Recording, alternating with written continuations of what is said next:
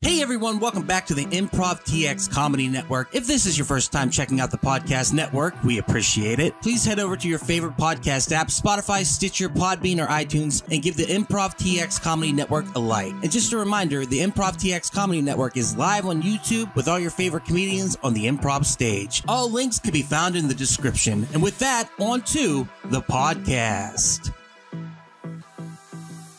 Hey everybody, welcome to the Act Out. From open mic to the big stage, comedians tell us how stories were made. My name is Duck. Today, we have the best guest ever. I'm going to load this up right away. This guy is amazing. Let's do the accolades. I feel like we need to do that. You've appeared on Last Comic Standing, Season 5, The Ellen DeGeneres Show, the winner of Wendy's Clean Comedy Challenge, and in 2007, he won an Emmy for writing on the comedy show DFW 10. Not only that, this guy is my sensei. He is my teacher. He brought the comedy to me, and he taught me how to do the comedy. It's Dean Lewis. Dean, how are you doing today, sir? I'm doing great, Ducky. Good to be here. Thank you very much for taking the time to join us. This is so cool. Real quickly, everyone know Dean is going to be holding a class on February 27th, so definitely want to sign up for that. If you've ever wanted to do stand-up, you're interested, but you're not sure how to get into it, Dean's going to shave 5 to 10 years off your career. Yeah. So thanks for saying that. Yeah, it's amazing. I took the class and it was life-changing. And then you get to do a show at the end of it. So. Right. So it's 6 weeks and you learn how to write and perform. Because as you know, Ducky, I'm real big on stand-up. It isn't just about writing material. It's about performing and all these performance techniques. And then when you're done, we do a showcase here at the lovely Addison Improv. Yes. And you get a 6-minute set. If you do the work in the workshop, you usually get 8 to 10 minutes of material. It was a blast, and the first time I got to go on stage was on this stage, so I love that. It was so amazing. But Dean, let's talk about you. I worked at this comedy club for a long time, but you also worked at this comedy club for a long time. I've done a ton of stuff at this comedy club. Yeah, I started, so I don't know if you talked about this before, I'll just say, the Improvs, there was like no comedy in Dallas. There was one place called the Comedy Corner. And then all of a sudden in the late 80s, there was a Funny Bone that popped up. And we're like, but then the improv, I mean, that's the key to everything, right? Came to town, and they had one in Dallas, and then they opened one in Addison. And you may not know this, but this club used to be open for lunch. Really? Because Addison, at one point, they said you could eat at a different place every day in Addison and not eat at the same place for a year and a half. There were so many restaurants. And so the Improv was like, let's have lunch. And so that lasted for about 2 weeks. Did they do comedy at the same time? Or No, it was just they were trying. They really had, if memory serves me, I think they had like an executive menu, and it's like, we don't serve this stuff at night, and this, it's like they were kind of a steakhouse sort of thing. I may be mixing this up with something else, but they pitched it for about 2 weeks, but then it was just, people don't think improv restaurant, even though, as I always say, this whole comedy thing, you're in the liquor business. I mean, everywhere you perform, there's always a 2-drink minimum, right? Right. Even at church shows, there's a 2 body of Christ minimum. But it just didn't hit. And I think it was 2 or 3 weeks, and they just, they put it to bed. But yeah, the Improv used to be a restaurant for lunch and stuff. So did you work here during that time? Yeah, so I was here during that time, and I was a bartender. But what I did, and this is advice, I don't know if you have what the mix is of your audience, if it's comics listening or just simple laymen, the muggles. But my best advice to anyone who wants to do stand-up, and this, is get a job at a comedy club, because you're around everybody. And you get to see how it actually works. And you get to see, I used to pick up the comics at the airport. That was one of my jobs I volunteered for. I used to pick them up and drive them back. So I was in the car for an hour with so-and-so, just a ton of them. Well, like you just said off air, Seinfeld, Seinfeld. Ellen, I think. Who else? You've told me a bunch of different people that you drove. Dennis Miller. Can I tell the Dennis Miller story? Yes, please. And I know he's gone real political and he's very right-wingish and everything, but at the time, he was a hero of mine. He was just phenomenal. He was doing Weekend Update, and he was this hip, very different comic, and he had a great special and everything. He came in, like, it was him and Dana Carvey. They were both here. Dana Carvey was, like, at the Dallas Club for 2 nights, and then 1 night here in Addison, and Dennis Miller only did the Dallas Club. But anyway, Dennis Miller had just gotten married. I think his wife's name is Allie. I think that's her name. Like, I'm going to see him at lunch. He's going, hey, babe, that's not her name. What are you doing? So they went to go pick her up. They went to go pick them up at the airport, and his flight was delayed. So the guy who picked her up, said, let me take you back to the condo, and then I'll come back and pick him up.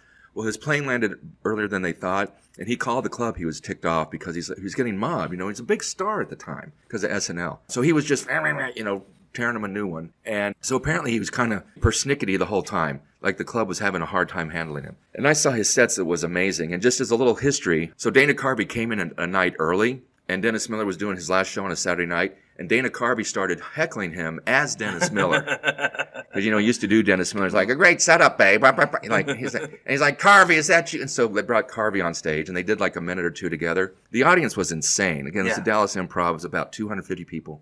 And Ed Yeager, who's a great comic, another mentor of mine, but also a great television writer, he was hosting. And this was a great lesson. So as soon as they walked off stage, Ed goes up on stage. He goes, ladies and gentlemen, this is the most amazing night. You paid for Dennis Miller. You got to see Dana Carvey. Do you guys want to stay for 10 more minutes? Because here's their friend, Steve Martin. And the place went insane. And he goes, no, I'm just joking with you. Thank you. Good night. It was so great. But anyway, so that night, I was taking the bartender, taking the bank into the managers, and they were actually in an argument who was going to take him and his wife to the airport in the morning. Neither wanted to hang out with him. So I was like, I'll do it. And they're like, yeah, don't be late and tell us if anything goes wrong. So I picked him up, and I get there. It's the DoubleTree Hotel on Central, where the back door used to be, ironically, before they were there. But that was the place. So I got there at like 5 to 8. And I go to the front desk. I was wearing my Improv sweatshirt so they know I wasn't some psycho. And I said, here, I'm here to pick up Dennis Miller. I'm with the Improv. And they're like, oh, he already checked out. And Ducky, I was like, oh, my God, my life is over. Because I was working at the club to get into comedy, dancing around that, not actually performing, but just feeling I'm learning the insides. And as soon as they said that, I turned around and I was like, this is before cell phones and everything. I'm like, what do I do? And the doors opened and him and his wife walked out. So they checked out in the room, but they hadn't left. So I walked up and I said, hi, Mr. Miller from the Improv. I'm here to take you and your wife to the club. He goes, yeah, that's great. He's kind of standoffish. And I was like, maybe this wasn't a good idea. So I have a Toyota Corolla. And so we get in and she gets in the front seat with me and he sits in the back seat, which just seems odd for newlyweds, right? And I had like light jazz on and I had the AC. It was the middle of July. And I said, hey, let me know if the air's too cold or the music's too loud. And he goes, yeah, the air's too loud and the music's too cold. And she just rolls her eyes. And I was like, it's tense. I mean, you've hung around some comics and they're big and you think, oh, but they're not. They don't let you in, right? Yes. So we're just driving and kind of talking. And then she said something and he jumped forward and hugged her. He says, look at you, babe. You're driving me crazy in front of the kid here. I just went for it. I said, hey, I heard you guys just got back from your honeymoon and I know it's all fresh. I said, if you guys want in the back seat and just screw till I get to the airport, to the terminal, that's fine with me. And his face changed and he popped up. He goes, what'd you say? And I said it again and he goes, oh man. So we started talking and we had this great conversation. But at the end, he said, you got the chops, kid. You should do it. Oh, that's all you need, right? Yeah. So like roughly a year later, he came back and I opened for him. I was opening at the Improv and I got to open for him. And he was, again, very standoffish. And I told him that story. He goes, yeah, I don't remember that at all. And he walked off. So we didn't hang or anything. But, and then one time, like 2 years later, I did a corporate show. And he came up and he started talking to me like he knew me. Like, so Ducky, how many guys do these comedians see going from club to club to club? Right. Over a 2-year period? I'm sure not. But he like beelined towards me because I was opening and then the CEO was up doing jokes and a roast and it was horrible as it always is for a corporate event, which you love because it's so easy to follow. And he came up, he goes, has anyone cussed yet? I said, no, I'm supposed to be clean, the CEO. And he goes, well, F, he says F and walks off in a huff. And he gets up on stage and he starts right away. He's just blue as can be. You know? But, I think he's a wordsmith and, you know this. Yeah, oh yeah. Some people cuss and you're like, well, that's just a cheap gimmick. And some people are like, yeah, you're a master of the art and it's a pleasure to hear how you use, That's my Dennis Miller story. That's an awesome story. That's why I was so excited to have you on because you have amazing stories, especially how you ended up overcoming your fear and getting on stage and doing it. It's like one of my favorite stories of all time. Yeah. What's the story? The defensive driving. Oh, yeah. So when I got started, I finally got started doing open mics and stuff. And I would take the mic out of the stand and I had a friend, he called me the Sperminator. And the reason is when I held the microphone, I was so nervous the cord was wiggling. And he said, it looks like you're wrestling a sperm the whole time. This was a big push of support. So it just kind of came to our laps that this guy was going to start doing defensive driving at the Improv. And it was like $300 a day. And Tom's the owner and everything. Tom was like, oh yeah, this will be a great thing to do. And he told me, he says, if you guys do this, it was me, another guy named Robert Hawkins, and a couple other people you don't know, Paul Douglas, who's a great comic, and a couple other people. He said, if you guys do this, we'll give you work at the club. And we're like, oh, that's great. So that was the motivation. The first class I taught here at this Addison Improv, and 2 girls showed up. It was a nightmare. So, but then all of a sudden I got a call the night before and the guy who was putting it together said, hey, we got a full class tomorrow. Don't be late or whatever. Used to be 8 hours. It was actually 9 hours. You take it for 9 hours because it was an 8-hour class, but we had to give them an hour for lunch. So nobody wanted to be there. They were angry and da-da-da-da. And Ducky, I was so nervous because I taught the class like 4 times. I didn't know it very well, and now it's sold out people. So again, this is a thing I always do. Sometimes when it gets really bad, I just decide, well, let me just go for broke. So this is what I decided to do. So at 8 o'clock that morning, full class, you know, the door staff had checked them in and everything. And everyone from the back of the bar, back of the room here, they hear this and they turn around. I had a bathrobe in my boxers with a T-shirt, wearing slippers with sunglasses on, shaving. And I just walked up. But my hand was shaking. I was like, what is this stupid thing? But I'm sure you've done this where you're like, oh, I don't know about this, but you pull the cord and it gets a big laugh. It's the best sound in the world. Yes. And everyone started laughing.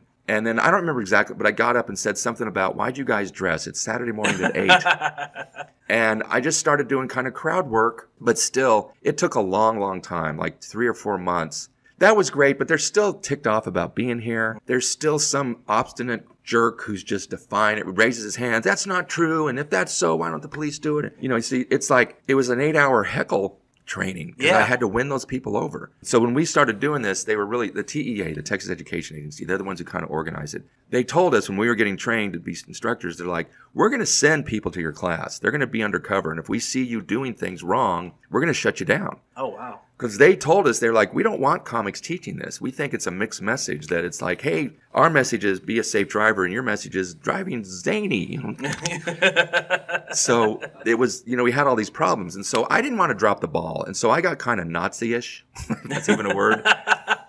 Where we had a break, like a 15-minute break. And I would set a timer up I had a little podium here, and I'd set up the timer, and I'd tell everybody, I say, get back within 13 minutes. Be seated within 2 minutes of class time. I said, because when that goes off, I'm locking the door. And if you guys come back late, I'm not letting you in. Are we all cool? Does everyone understand? Yeah, it's fine. We get it. And every class, there'd be someone coming back late. Or, the layout of the improv, the back door, if sometimes that's open because the staff is fixing stuff, people would sneak in and then try and sneak into class. But I would always take roll immediately. And I would say, okay, and I used to have people in numbered seats so I could take roll quickly. And I used to memorize everyone's names, all this stupid stuff. So I was kind of a Nazi in that people would come back late. My thought process is, well, this is either someone from the state seeing what I'm going to do, or someone from the state is in the class seeing what I'm going to do. So I used to lock people out, and you never knew him, but there's a manager named Trey. And Trey took all the grief for that because I would say, they'd be banging at the door and the class would be uncomfortable and I'd make jokes about it. And then we just move on. Eventually they'd give up. But sometimes they'd go back and the manager was in the office and he'd take the grief and he would used to come out and goes,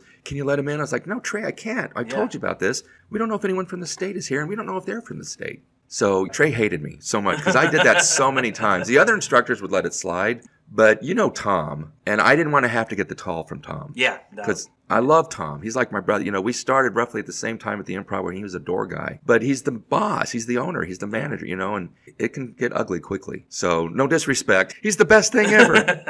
But anyone in that position is going to be that way, right? So so after a while, I just relaxed on stage. And then suddenly my sets went from, lower to higher. Just everything changed. So it was a speed course for me because a lot of comics said, like, you're not going to get over that for years. It's going to take you a long time. But I got over it really quickly within a few months, 3 months or so, boosted my confidence, changed everything. But the problem is, when I teach a workshop, there's always people who they're very nervous in class. And I think, oh, it's going to be even worse when there's 300 people here. But I never know how anyone's going to do at the show. I really don't. I told you this, I think. I've had some people who were amazing in class and just okay in the showcase and vice versa. But Paul Varghese, Paul, and the class used to be 8 weeks long. Now it's only 6 weeks, but it was 8 weeks long. And around the 5th week, I was going to throw Paul out. What a mistake that would have been, right? Because he just came in and he would just read and he wouldn't look up and perform. He wouldn't do anything. And a friend of mine, Chuck Kaysen, another comic who's great, he passed away a few years ago. But Chuck would kind of hang out sometimes. And he was my consigliere or whatever. So I would talk to him. I said, I think I'm going to give Paul his money back and just let him go. Oh, because wow. I don't want him embarrassing himself at the showcase. I think it's going to be really bad. But this was I've been teaching for like a year or so I didn't realize what I know now. Chuck talked me out of it. He's like, man, just give him a shot, if it's just the worst. So the way I decide the show order, if there's 10 comics, I'll take out the ace through 10 of hearts. I always have a deck of cards because I'm a magic geek. And then I'll write everyone's name down just randomly. and then I'll shuffle that packet face down. So if, Ducky, you're number 3 on the list, but I turn over the ace, then you go first. Here's some insight. A lot of clubs, when they do open mics or whatever, they do put you in positions thinking on how well you're going to do. Mm-hmm. You know, I was always heard, you know, the 4th position is the sweet spot. That's the best spot because the audience has been warmed up. It's not too late, so they're not tired. You know, about the middle of the show is the best spot. But I found that to be BS because some comics who were horrible would get the 4th spot and still die. And then some comics who you didn't think were that great would get a bad spot, would do great. So I don't believe in that. Right. So I just put randomly. So then Paul Varghese, of course, goes last. And I have this crisis of conscience. I'm like, well, I tell him I'll do that, but I don't want him to be the last one. But I was like, no, I got to do it. I just got to do it. So, you know, what I say is what I'm going to do. So this was a Monday night. The club was packed. So this is when the improv headliners would come in Tuesday through Sunday. You know, now it's what? Thursday or Friday through Sunday? Thursday through Sunday, yeah. Yeah. Mitch Hedberg was here that week. He showed up that night because his family lives in Plano, or he'd gone to see his family, and he just decided to drop by the club. And he comes in and sees this packed house. He's like, what's going on? And the managers told him, and you know, the management here will do anything for the headliner. Yeah. You know, treat them like royalty because they are. And so the manager came up and said, Mitch wants to do a set. I was like, the reason I was hesitating is like, he's got to follow Paul Varghese. Who I thought might have done poorly. So the show was great, you know, and the thing about the showcase is you bring 20 people, someone else brings 30 people, somebody else brings 10. So you have a packet of the audience that's already on your side. They're going to laugh, they're going to applaud, and everyone says, well, your showcases are kind of a cheat for that reason. And I agree with that up to a point, but the thing is, you still have 170 people who are not here to see you.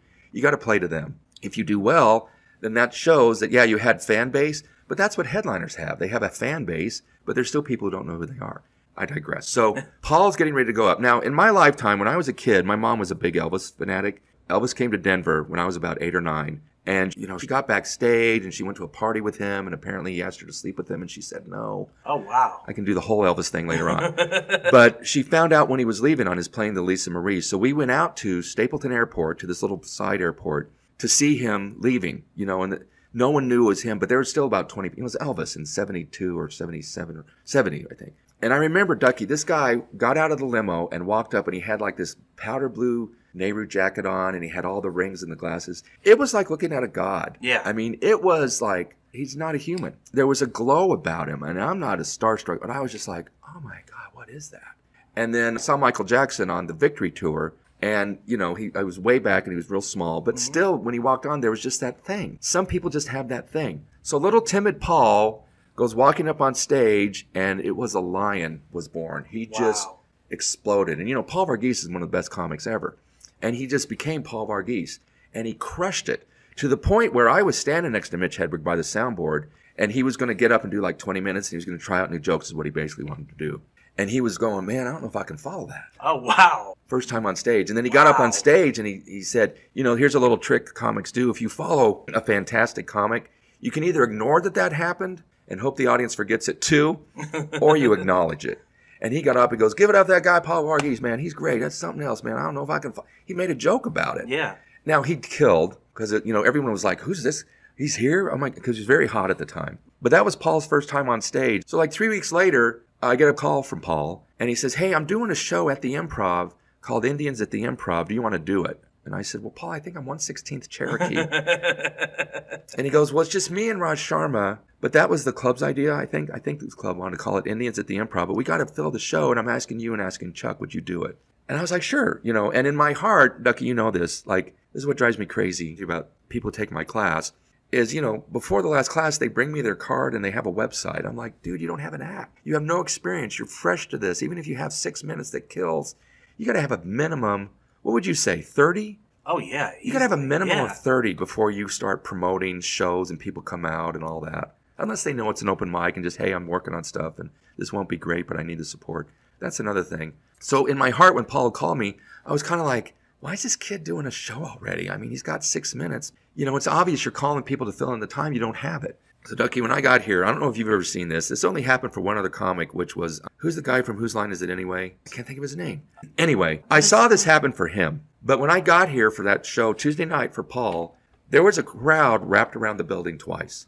What? And I didn't realize, but Paul is very well connected with the Indian community. So he put the word out. So like 30 people couldn't get in. They oversold. They wouldn't let them in. That's insane. And the next thing I knew, like, you have to ask Paul. I think it was once a month, but there was an Indians at the Improv show every Tuesday night. Like maybe it's twice a month. I don't know. But for 2 or 3 years. And that's why Paul accelerated so quickly, because he's a great writer, he's a great performer. He was born to do this. But also, he had a steady audience coming out to see him that you know what this is like. Because when you start doing this, I mean, what is there now? Probably 35 different open mics in Dallas? Oh, yeah, it's nice. I'm not exaggerating. It's nice. If you can drive it, you could probably go up 2 or 3 times a night in Dallas. On a Monday, on a Sunday, you could get stage time. But at the time, there was the back door, and that was it.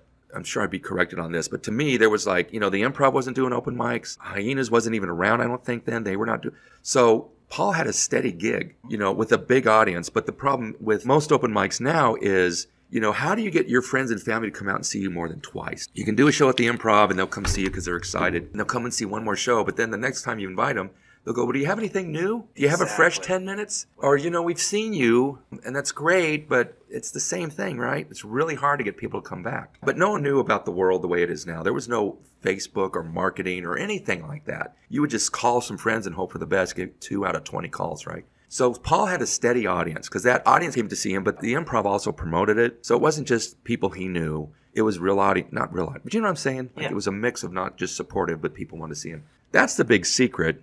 This is where the story is going. Is my workshop's incredible. If you do exactly what I say, you'll be awesome. But the biggest secret for stand-up is you got to get as much stage time as possible and do a different set, if necessary, every time till you find that good set. Because how many people do you know, Ducky, that you've seen them, and this isn't a criticism, it's just a fact, we're not making fun of you, but they go up with a set that was bombing 6 months ago, and they're still doing that bombing set. What is that? I don't know. People don't write. They're lazy. That's what it comes down to. Or they don't want to perform. And that's one of my favorite things about your class is the first thing you say is stand up is a performance. Mm-hmm. You need to get up there and actually put on a performance. And it's hard. It really is. It's hard to get used to that. It's hard to find your identity on stage and all those things. But it eventually comes to you. Eventually, But sitting down to actually just do it, that's where a lot of comics, because comics are procrastinators. Right. And they will wait to the last second to do anything. And then, like you said, with the open mics, yeah, you're right. You can go to 2 or 3 a night now. It's absolutely insane. Yeah. It's absolutely insane. And they all have audiences. Like, it's, there's a comedy, what do you call it? The golden age of comedy right now. Because a lot of people want to go out and see comedy. Even if it's crappy, they enjoy the next one will be good. Yeah. Or, and so Dallas is very, very blessed in so many ways because you go out to LA or New York or Chicago, and I have students who've gone to those places, and sometimes they got to wait 3 or 4 weeks to get 5-minute set. Because the line is so long, and then they get bumped because Bill Burr shows up, or whatever, So it's very, what would you say? There's probably, and I'm just basing this on looking at DFW comedians on Facebook, where I think there's 2,000 members now. Yes. But how many of those are proactively doing stand-up? What's weird is people congregate to different clubs. So like Hyenas will have their comedians, Improv will have their comedians, the smaller bars and stuff like that, and no one really goes out and populates those other areas. Now, I don't know why. Like, I'll see people down at TK's or something like that, but they never come over here. And it doesn't make any sense to me because I'm like, wouldn't you want to get as much experience as possible by going to the STFU open mics that are ran by Mana's Claws Out? Why wouldn't you want to do that? Right. So that makes zero sense to me. Like, you got to get out there and you got to practice as much as possible. And like you said, work new material. Work new material, yeah. And I think it's also people get comfortable at a club. So TK's or Dallas Plano House of Comedy or whatever it is. Are we allowed to say that or the letter's going to fall off the wall? But you get comfortable and you know that room and because there's a group that's like your support group. But you got to go do different clubs. In one club, a lot of comics fear is the Arlington Improv because it's an urban room. Yeah. It's a black audience and a lot of white. I love it. It's one of my favorite rooms. But it's home to me. I worked there for 7 years, so I feel comfortable. But I love black audiences because if you are not funny, they are not going to laugh. That is all there is to it. And if they don't like you, they're not going to laugh. What's nice about it is every room has a different, flavor to it and a different challenge to it. It's really fun. Yeah, you got to do all of them. But all anyone wants to do is their home club and then corporate events. Yeah. Yeah. Because they pay well. Yeah. I mean, that's something that you taught in the class, too. You talked about those corporate events, like when you get to that point where you're good enough to do those. And the money is great. but you have to work clean. And I wanted to talk about that. That's something that you do is you work clean and you teach to work clean. Right. Where does that come from for you? Like, was that something that you've always done, or did you start out a little bit nasty? Or no, I did write one dirty joke. I can't even remember it right now. When I first got started, it's sexual and it's racist and it's horrible. Oh no, it's my friend is he's got a date with a woman who's a Native American, and I think the date's going to go really well because her Indian name is Spread Eagle. Oh my God! Oh, you can't do that joke anymore. I don't know where it came from. I just think I saw Spread Eagle and I thought, oh, that's a funny Indian name. That's where it didn't come from any place of like, let me make fun of anybody. It's just, but yeah, that was one of my first jokes. Yeah. But back to Seinfeld, I was bartending at the Dallas Improv when he came in one time. But he did his show and then he tells the host to get them applaud enough to bring him back. Like he does an encore, but it's kind of staged. And it's partially, I think he does it just so he can do this line because they were applauding like, yeah, more and more. And he gets back up. He goes, why are you applauding? Why'd you miss me? I was just right there. Very Seinfeld.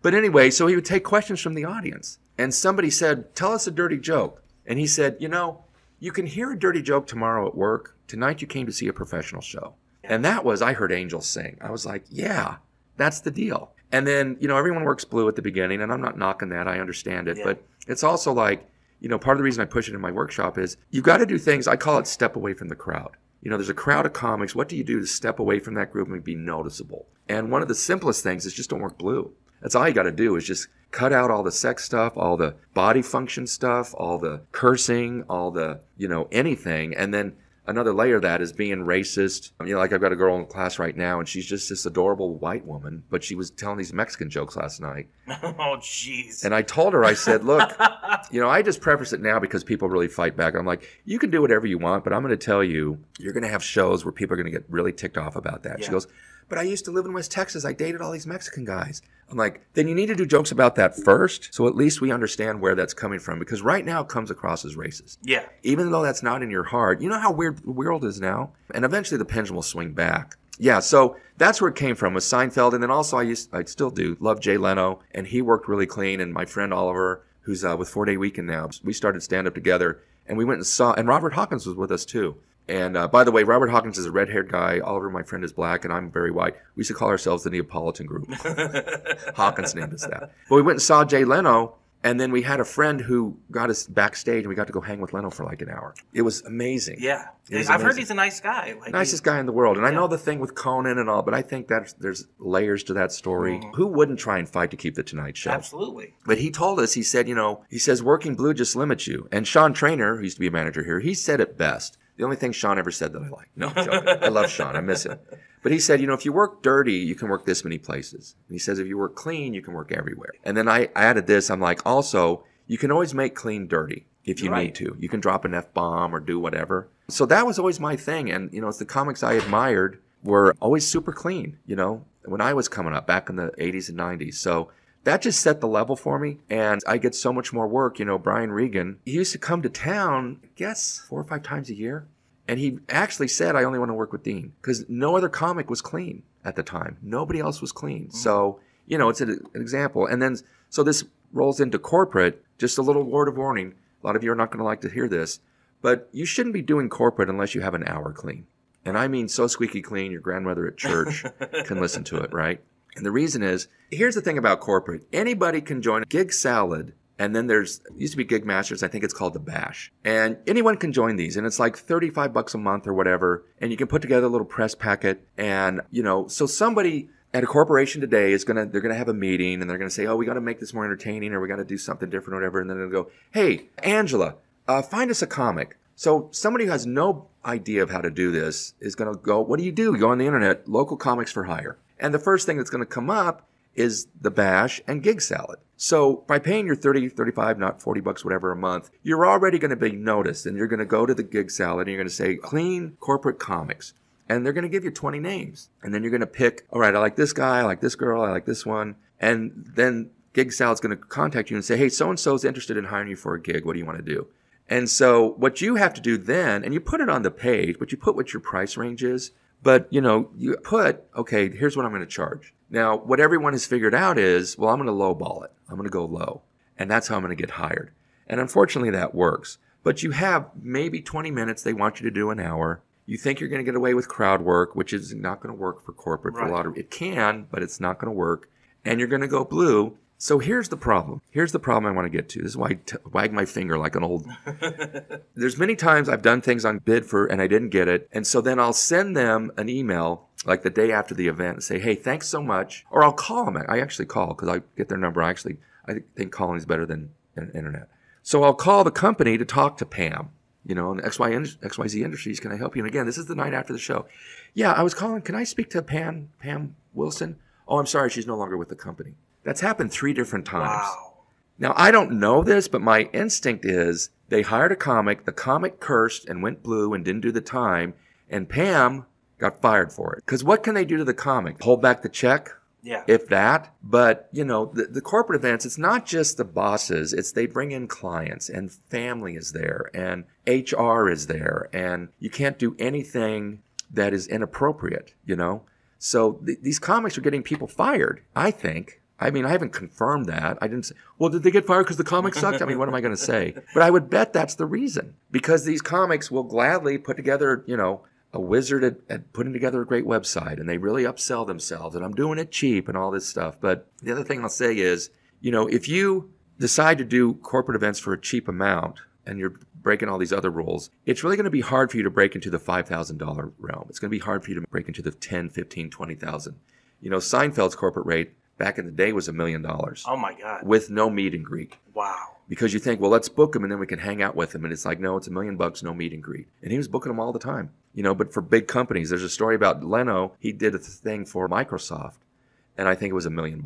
And they don't understand the corporate events. You know, people think comedy can be plugged in anywhere. You know, it's like I've done it before on the back of a pickup truck in Itasca, Texas on 4th of July where it was so hot and a train would pass by every 10 minutes. And the whole audience was sitting across the street under the awning because it was so hot. There were all these old blue hairs and they had lipstick on and Oliver was so funny. Because he's like, look at them, they're celebrating 4th of July. I go, how? He goes, because they're red, white, and blue too. Because their lipstick's melting on their white chins. You know, so I warn everybody and I tell everybody, I'm like, look, you're not ready for corporate for at least 10 years. For no other reason, you're going to get somebody fired. Yeah. You know, you know this is how comics are. They think they can do anything. You have to have that mentality to go into it. Mm-hmm. But that's one of my favorite things about your workshop is you teach etiquette. And that's so important. I was going to ask, you have that amazing story about you had a corporate gig and the husband didn't like you and you had to buy him back. Do you mind telling that story? No, that was the wife. So that was... the wife didn't like yeah, it. this was the last corporate event I did before the pandemic hit. Mm-hmm. The last one I did. And the guy who contacted me, I can't think of his name right now, he's a great guy. And he said, you know, we did a corporate event last year. We brought in entertainment. We brought in an improv group. It didn't really hit very well. So we're going in a different direction. So when I do a corporate event, you know, I send them a questionnaire. I usually try to have a meeting with them. Like I go in understanding as much as I possibly can because I'm going to use that. Again, most comics don't do it. And don't steal that. But so everything was going great. And then it was at a hotel in Frisco and he wanted me to come in early and kind of do a walkthrough and look at the lighting and everything. And so I did that and they had already paid me, but he gave me like an extra couple $100. He goes, hey man, just thanks for your time. I know tonight's show's going to be great. It's going to be awesome, blah, blah, blah. And so, you know, usually what I do is I have like a couple minutes of material about them. You know, they only want to hear about themselves. And so I had these jokes and I told the guy the jokes. He goes, oh, those are great. We love those. So I go up there, Mr. I never met him, but, you know, he's an older gentleman and, you know, he's his way of the world and everything. And his wife was there. And I get up and I do those jokes and they're just dying like nothing. And I've never had it that bad at a corporate event. And there's like 300 or 400 people there with their spouses and they're all dressed up and it's, you know, a big deal. And I'm like, oh my God. So then, you know, my go-to is do a little bit of crowd work, find out about them, get them on your side, and it won't work. And that wasn't working. And then Mr. Huffines, he said something. He like kind of heckled me. I was like, oh my God. You know, I've only had this a couple times where that cold sweat on your back and each drip goes down, you know, laughing at you. And I was like, this is a nightmare. And they paid me a lot of money. And plus the guy gave me a tip and they thought, I was like, okay, well, the last thing I can do. And I gently started talking to her, to his wife. And I got her laughing, which got him laughing, which won the crowd over. And then the show ended up, okay, not my best, but I got out of there. But that's the secret is, you know, you got to know who to win over in a corporate event. And it's usually the CEO, because if the CEO's not liking you, then they're not going to laugh. But if you win over the CEO, but the CEO hated me. But so I went for the wife, which is risky, Ducky, because she could have been like, you know, on his side or whatever. But I took the risk that people married for a long time usually don't agree on anything.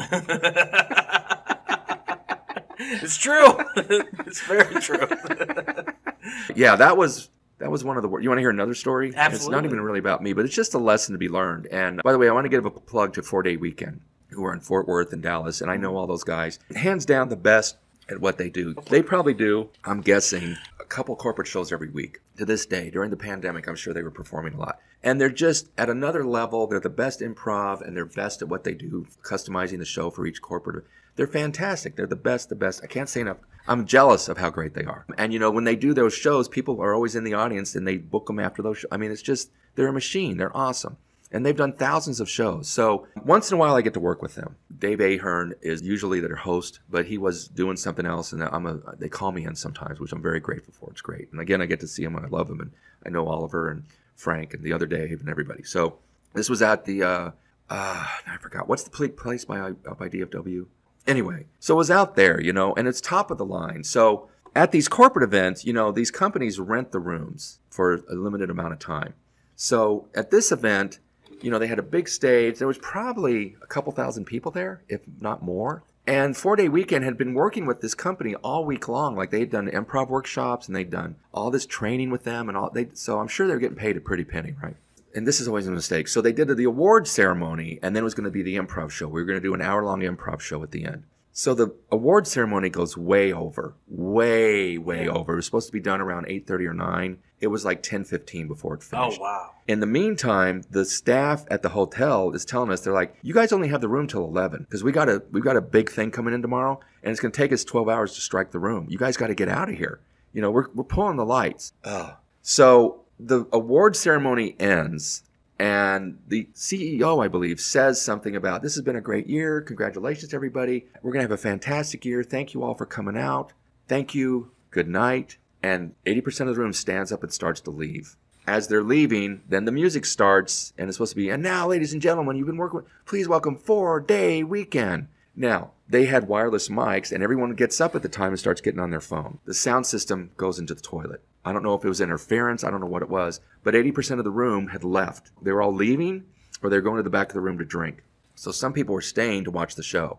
So it's a nightmare. No one's fault, really, but it's just everything goes wrong. So then my job was to get suggestions from people. But nobody's there. So I jump off the stage, and I start going up to people, because you can't hear them over the sound of people in the back talking loudly. Yeah. So I'm like, hey, we need a location, or hey, we need this. And so I go to the CEO. I said, hey, we need a suggestion. He snatches the mic out. He goes, my suggestion is everyone get back in their seats and watch the show. Oh. Like, sternly admonishes them. And about 100 people heard that and came back. But it was just going poorly. Nothing was working. Not the fault of 4-Day, not the fault of the company, but it was a miscommunication. And in the meantime, the people from the hotel are saying, we're going to pull the plug on you in just a few minutes. But 4-Day decided, like, let's just end the show early. It's not going great anyway. So they didn't do an hour, and they didn't get paid for anything. And the CEO's excuse was, I paid you for an hour. And they're like, wow. So for the whole week, they didn't get paid. They paid me that night. 4-Day always pays me in cash that night. I wanted to give him the money back, He's like, but you didn't do an hour show. But you want to say, like, yeah, because you guys ran too long. You can't say it without straightening them out, sounding like a stern person. You can't do that with a client. And I talked to Frank, one of the guys, a couple years ago. I said, you guys ever get paid? He goes, we never got paid. I'm just letting everybody know, again, corporate, if you're not ready to do the job, you run the risk of not getting paid, or you run the risk of getting fired, or, sometimes corporate events are not set up well. I did one for Microsoft, which was outdoors in the middle of the day. They had sack races. And it was a nightmare. A nightmare. It's outside. You can hear, and the mic as the wind blew. Yeah. And daytime is not always the best time for comedy, too. Or outside. And because I talk about this, one of the great things about the improv is they have a low ceiling. It's the reason all comedy clubs have a low ceiling, because the laughter bounces back. Yeah, that's why I love this room, because of the ceiling. I want to ask if you would share how you got the Ellen gig. So it kind of plays into your radio. You did radio for a very long time. Yeah. So first of all, how did you get the radio gig? How did that come along? So, I owe this to, again, Trey Ballou, the manager. He's moved on to other things. So I was teaching the workshop up here, and I was getting like 3 or 4 people, whatever. And, the club has a good relationship with a lot of morning radio shows because they bring the comics in. So Trey said to me, he goes, why don't we get you on the Jagger show? And you can promote the class. I was like, oh, that's a good one. Thank you. Yes, that'd be great. So I go on there, and there was just, certain people you just click with. And I just clicked with all of them, and we just had the best time. And part of it was Jagger thought I was from out of town because he had seen me. And my intro used to be, has been seen in Vegas, please welcome, because I used to do Vegas a lot. So he thought I lived in Vegas, and he thought I was like this big deal coming into their little show. Not a little show, but you know what I mean? And so afterwards, dude, this is a sign if you ever do radio, if they keep you for a long time. By the way, I'll tell the Joe Rogan story in a few minutes. Oh, right on. But they ended up keeping me on the entire time. And when I was on there, I had the idea. I was like, well, listen, I got a class starting in 2 weeks. Why don't you guys take it? Why don't you take the class? And they're like, oh, we'd love to do that. So at the time, it was Jagger, Julie, and Slim Jim. And then their producer was Paula. So Paula didn't show up, but all three of them showed up to that class, along with 48 people. I had like 40-something people show up for that first class. So that's when I broke it into 2 classes, and I had to tell a lot of people next time. So the workshop suddenly caught on fire because of Jagger. So anyway, because they had seen me and because they were in the workshop, and then Jagger ended up, he was very busy, couldn't take it. This is what I said. Why don't you guys take the class and I'll come back every couple weeks and talk about your progress, get on the air. Genius. Genius. At the time, I just thought, I didn't pre-plan, some little angel on my shoulder said that. And so I was going on, and after a while, and then we did the showcase, and they did great. And then that morphed into, I don't know exactly how, but it morphed into them saying, hey, so Jagger's gone every Friday because there's a show called Change of Heart that he used to host. And he used to fly out to L.A., I think. So he couldn't be there on Fridays. They're like, hey, why don't you come in on Fridays and just be on air? You can talk about whatever. But so I was on there for a while. And then Jagger came to me and said, listen, we want you to be part of the show. We love when you're on the show. And he said, but the problem is we have no budget for you. He said, however, he says, I get a bonus. I'm going to give you my bonus if you'll stay on the air with us for the next few months. And he goes, next year we'll get you on the show. And $40,000. Wow. That was his bonus. Oh, my God. And that's what he paid you for a couple months worth of work? For like 4 months work. That's so awesome. Oh, 6 months work, something like that. Yeah. And so that morphed into, I was suddenly on. Now, I had no plans to do that. And, one of the great lessons I learned later on, I'm telling everybody this on radio, when we moved to a different station. But one of the great lessons of radio is you don't have to be heard the whole time. A lot of people get on and they want to fill the airtime. They want to talk all the time. They want to try jokes and everything. And I just kind of knew from improv, it's always, I have a line, now you get your line. Exactly. Share the scene. And so I knew that. But then when the program director told me that, I was like, oh, exactly. He goes, that's the thing I want to tell you. He says, you don't need to be heard all the time. He says, you're really good at that, but sometimes you overdo it. He says, just shut up for a while. You got the gig. You're fine. So that's a lesson for everybody on radio is they want to fill and blah, blah, blah. You don't have to do that and talk the entire time like I am on this podcast. So I was married at the time, and my mother-in-law had heard that Ellen DeGeneres was doing this contest to get on her show. And it was a tie-in with Wendy's hamburger place. So what you had to do was send them like a 6-minute set. And out of that, they were going to pick a group of 12 of us to go to Vegas to do a show. And out of that, they would pick the winner. I was talking about it on the air, and I was like, yeah, I think I'm going to do it or whatever. And Jagger's like, well, we're going to promote that. So I cheated because I had, DFW as a listenership of millions, literally millions of people. So I had all these people. So I made it for the first round. It was apparently Ellen picked who was going to go through the first round. So the station had nothing to do with that. But then there was the 12 of us. The point was I had a huge listenership who was supporting me. And here's how I won. Here's the way I won this. This is just... So we were in Vegas. We were staying at Caesars, but I think the showcase was at the Stardust or whatever. And if you've ever been to Vegas, they have these bridges over the highway, over the road. When you go to Vegas, you ever been to Vegas? You'll hear sirens constantly because everyone's getting run over all the time. There's always sirens. People are always having heart attacks. What happens in Vegas ends up at a graveyard. It's just constant. So I remember this. So all 12 of us, along with 2 people from the staff are walking across the bridge. And as we're walking across the bridge, and it's dusk, it's not that bright, and these 3 guys come walking up, and they go, Dean Lewis! Oh my God! And they run up, they're like, we want you to win this, we're so excited. And as soon as they did that, I saw all the other comics go,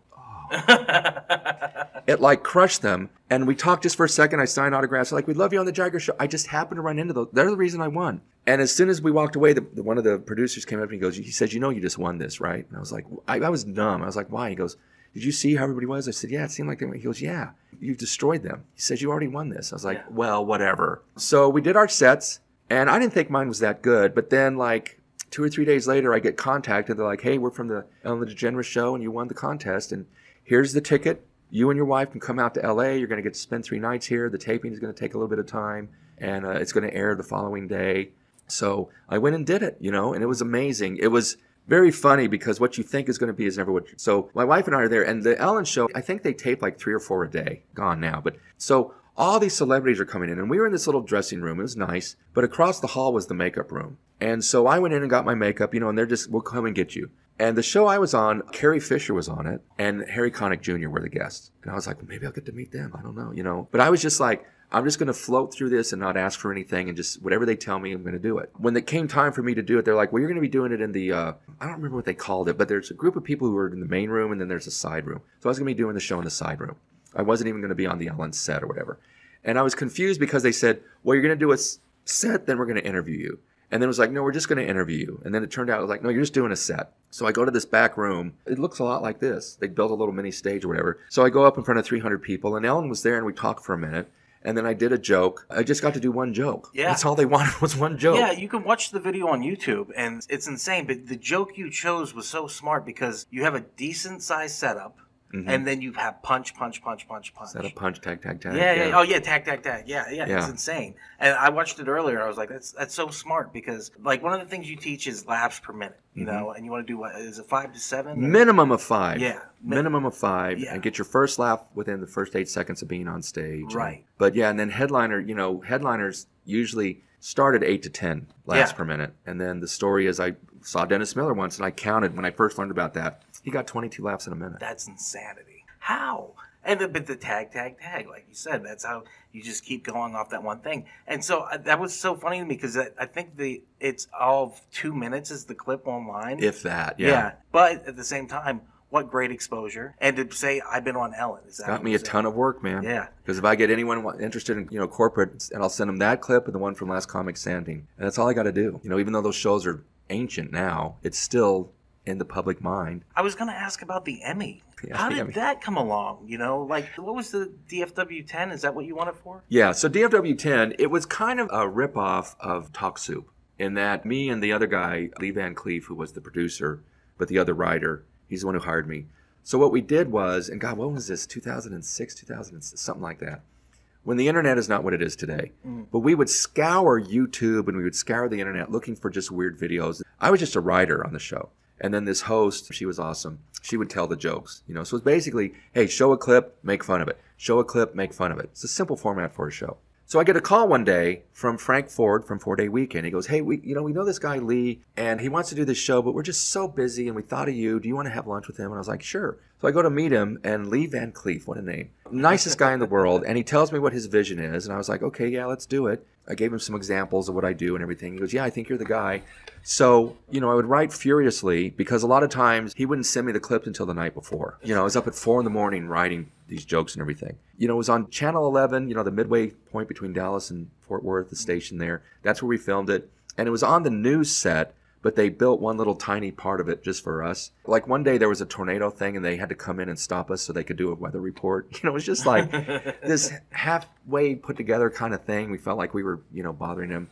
And then Lee tells me, he goes, so I'm gonna nominate us for Emmys. I think this show's good enough. And I was like, what are you talking about?